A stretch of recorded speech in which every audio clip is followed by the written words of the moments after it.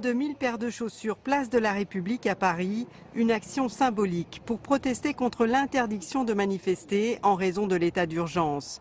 Parmi les anonymes, les baskets de Vanessa Paradis ou les souliers du pape qui seront donnés à une association caritative.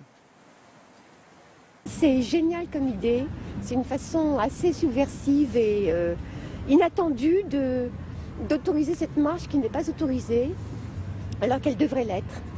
Une action parmi des dizaines d'autres, comme cette chaîne humaine de plusieurs kilomètres pour s'exprimer sur le climat.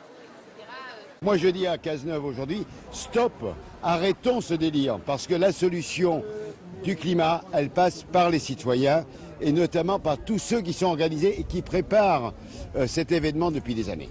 Cette affiche d'un monde drogué au pétrole a été réalisée par un collectif d'artistes venus de Londres. Ils ont glissé leur message subversif à la place des panneaux publicitaires, une action illégale. Malgré l'interdiction de manifester dans toute la France, se sont formés pour défendre la planète. À Marseille, 10 000 personnes se sont rassemblées.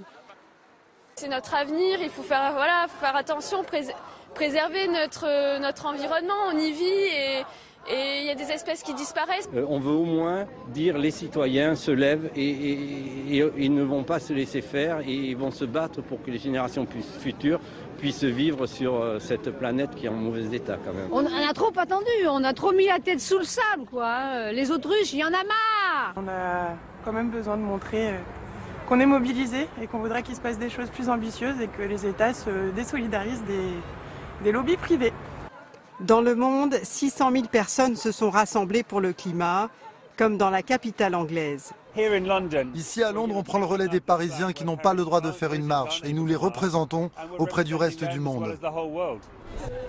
Athènes, Rio, Madrid, Tokyo, Sydney, autant de villes mobilisées pour la sauvegarde de l'environnement.